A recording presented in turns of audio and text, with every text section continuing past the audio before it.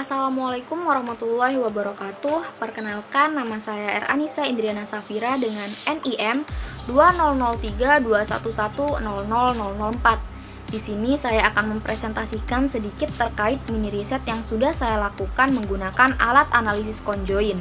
Di sini saya melakukan penelitian terkait preferensi konsumen dalam keputusan pembelian mie instan di Kecamatan Bangkalan. Sebagai pendahuluan, salah satu bentuk pangan yang memiliki sumber karbohidrat tinggi selain nasi adalah mie. Menurut Astawan pada tahun 2008 dalam Fauzia et al. 2014, mie merupakan produk pangan yang dibuat dari adonan terigu atau berbahan dasar gandum atau tepung lainnya sebagai bahan utama atau penambah bahan lainnya. Mie merupakan produk pangan yang dalam 70 gram mie instan memiliki kandungan karbohidrat sebesar 42 gram. Dalam Aziza et al. Tahun 2019 juga disebutkan bahwa konsumsi mie di Indonesia pada tahun 2018 menempati urutan kedua di dunia setelah Cina dengan konsumsi 12,54 miliar bungkus. Secara umum, karakteristik produk mie instan yang diinginkan oleh konsumen dapat dilihat dari beberapa atribut yang menempel pada produk tersebut.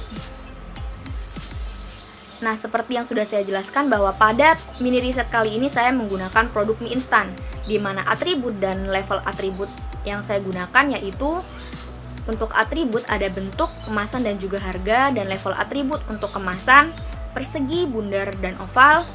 Untuk atribut kemasan dengan level atribut plastik, aluminium foil, dan styrofoam.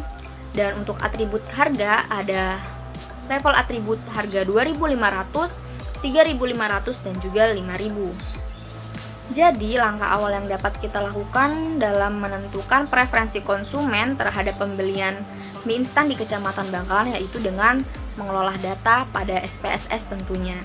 Di sini setelah kita melakukan pengolahan data, kita akan memperoleh stimuli. For your information, untuk pengolahan data yang saya lakukan akan saya tampilkan di akhir video ini ya. Di sini yang pertama yaitu kita menentukan atau memasukkan atribut-atribut yang kita gunakan. Kemudian kita memasukkan level atributnya.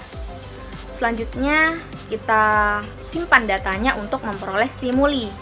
Dan stimuli yang dihasilkan yaitu sebagai berikut. Di sini kita memiliki 9 stimuli atau 9 card. Setelah kita memperoleh stimuli dari hasil pengelolaan SPSS, di sini kita mendapatkan deskripsi stimuli, di mana untuk stimuli 1 dengan bentuk oval, kemasan styrofoam harga 2.500, stimuli 2 bentuk persegi, kemasan aluminium foil harga 5.000, stimuli 3 bentuk oval, kemasan plastik harga 5.000, dan begitu seterusnya terkait stimuli dan juga deskripsi stimuli yang tertera pada layar. Selanjutnya, yang kita lakukan yaitu membuat kuesioner. Tentu saja ketika kita menginginkan sebuah data, kita harus mengetahui respon dari seseorang atau responden. Di sini saya telah membuat kuesioner terkait preferensi konsumen dalam keputusan pembelian mie instan di Kecamatan Bangkalan. Di sini saya menggunakan skala Likert dan memasukkan kuesioner berdasarkan deskripsi stimuli yang saya dapatkan tadi. Dan untuk kuesioner responden ini dapat diakses melalui link yang tertera pada layar. Tentu setelah kita menyebar kuesioner, kita akan memperoleh hasil dari responden. Di sini jumlah responden yang saya gunakan 5 orang dengan kriteria responden warga Kecamatan Bangkalan dengan data yang tertera pada layar atau hasil yang saya dapatkan seperti yang tertera pada layar tersebut. Dan dari hasil responden tadi kita melakukan penilaian responden. Jadi yang awalnya kita mendapatkan hasil dalam bentuk Excel, kemudian kita akan olah lagi melalui SPSS seperti yang tertera pada layar. Dan sudah saya sebutkan tadi bahwa untuk pengolahan data yang saya lakukan dalam penelitian atau mini riset kali ini akan saya tampilkan di akhir video ini. Dan selanjutnya yaitu kode conjoin. Kode conjoin ini untuk apa sih? Jadi kode conjoin di sini kita tentukan untuk memperoleh output dari pengolahan data SPSS. Bagaimana caranya? Kita memasukkan kode conjoin ini Dengan ketentuan-ketentuan yang sudah ditentukan, lalu kita memasukkan kode ini pada fitur sintaks yang ada pada SPSS. Setelah kita olah datanya, kita mendapatkan hasil sebagai berikut untuk overall statistiknya. Jadi setelah kita memasukkan kode conjoin pada fitur sintaks tadi, kita akan memperoleh overall statistics, di mana kita akan mengetahui nilai utility atau utility estimate, di mana konsumen akan lebih prefer membeli produk dengan bentuk bundar dengan nilai paling tinggi yaitu 0,156, kemudian oval, dan selanjutnya persegi. Untuk atribut kemasan, konsumen lebih prefer untuk membeli produk mie instan dengan bahan kemasan aluminium foil, kemudian plastik, dan yang terakhir styrofoam. Dan untuk harga, konsumen lebih prefer membeli produk dengan harga 5.000 atau 3.500, di mana nilai utility-nya di sini memiliki nilai yang sama. Dan yang terakhir yaitu dengan harga 2.500. Jadi nilai importance values yang kita dapatkan yaitu bahwa kemasan memiliki peran yang paling penting dengan nilai importance atau importance values paling besar. Kemudian disusul oleh harga, dan yang terakhir bentuk. Dan untuk pengolahan data tadi, kita juga akan memperoleh nilai korelasi. Jadi kesimpulan pada mini riset kali ini yaitu mie instan merupakan salah satu bentuk olahan komoditas pangan gandum yang diminati oleh berbagai kalangan. Tentu dalam keputusan pembelian konsumen, atribut yang menempel pada produk merupakan hal yang paling penting dan menentukan preferensi konsumen dalam memilih produk. Berdasarkan analisis menggunakan alat analisis conjoin yang telah dilakukan, pada mini riset preferensi konsumen dalam keputusan pembelian mie instan di Kecamatan Bangkalan, diperoleh hasil bahwa atribut yang paling disukai oleh konsumen terhadap mie instan secara berurutan adalah kemasan, harga, dan bentuk. Dengan level atribut, kemasan aluminium foil, harga 2.500 maupun 3.500, dan bentuk bundar.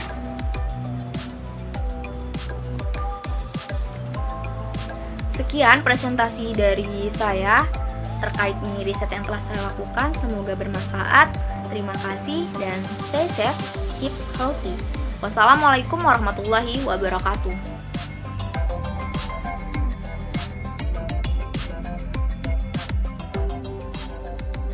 Jadi di sini merupakan proses pengolahan data SPSS terkait mini riset yang sudah saya lakukan. Yang pertama, di sini kita membuat folder, yang mana folder ini berfungsi untuk menyatukan file-file dalam satu tempat. Di sini nama foldernya yaitu preferensi mie instan. Langkah selanjutnya yaitu kita menentukan atribut juga level atribut yang akan kita gunakan. Di sini saya menggunakan atribut bentuk, kemasan, dan juga harga dengan masing-masing 3 level atribut. Langkah selanjutnya yaitu kita membuka aplikasi SPSS untuk mengolah data. Di sini kita memilih fitur data, kemudian orthogonal design, dan generate. Kemudian untuk faktor name kita isi dengan atribut yang kita gunakan. Kemudian kita add dan lakukan hal yang sama untuk atribut lainnya.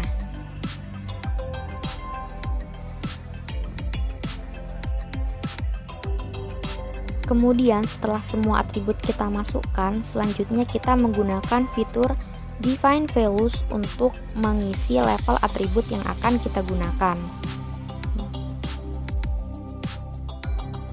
Setelah semua tercantum dan tertulis, kemudian kita continue dan kita lakukan hal yang sama pada atribut-atribut lainnya.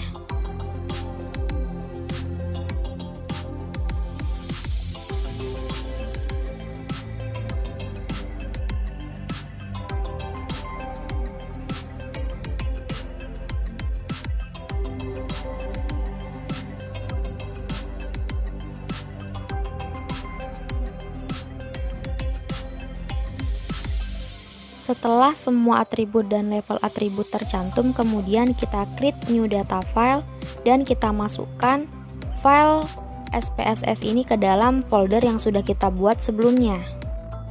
Kemudian di sini saya menamai file yang telah saya buat dengan nama file stimuli mie instan. Selanjutnya kita save, kita oke, lalu keluarlah output orthogonal plan dengan banyak stimuli sebanyak 9 cards. Kemudian kita buka file stimuli pada folder yang sudah kita buat sebelumnya. Di sini telah tertera bahwa stimuli yang bisa kita susun yaitu sebanyak 9 stimuli atau 9 cards. Nah, dari stimuli yang tersusun tersebut, kita bisa menentukan atau menuliskan deskripsi stimuli yang akan kita buat dan kita jadikan sebagai bahan pertimbangan untuk pemilihan preferensi konsumen dalam menentukan pembelian mie instan di Kecamatan Bangkalan. Selanjutnya, di sini saya telah memiliki Google Form yang menjelaskan atau berisikan tentang hal-hal apa saja yang akan diisi oleh responden dan apa-apa saja data yang kita inginkan dari responden tersebut. Dari Google Form tadi tentu saja kita mendapatkan jawaban-jawaban dari responden yang mana jawaban-jawaban tersebut dapat kita buat atau kita tabulasikan dalam bentuk file Excel. Di sini saya telah membuat atau mentabulasikan data tersebut dalam bentuk file Excel dengan isi data yang lebih sederhana dan mudah dimengerti.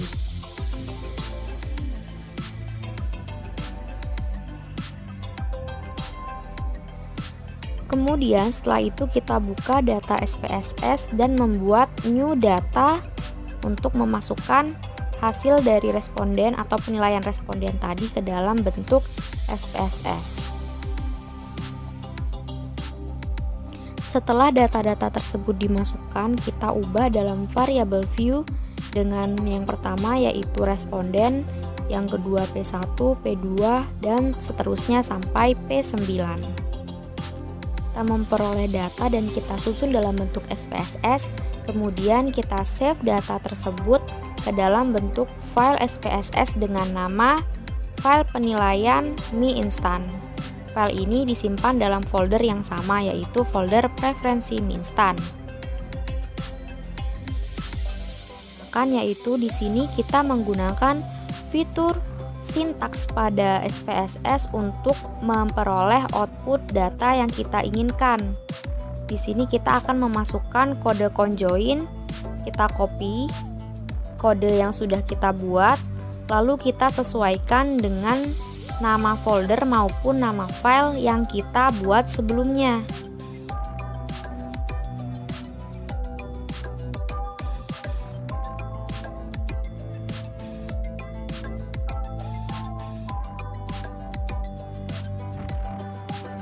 Nah, setelah semuanya sesuai, maka langkah selanjutnya yang kita lakukan yaitu kita pencet fitur run, kemudian all. Nah, dari sini kita akan memperoleh output yang kita inginkan. Nah, dari output yang dihasilkan ini kita dapat mengetahui utility estimate dari masing-masing responden maupun utility estimate dari keseluruhan responden atau rata-rata penilaian dari 5 responden tersebut.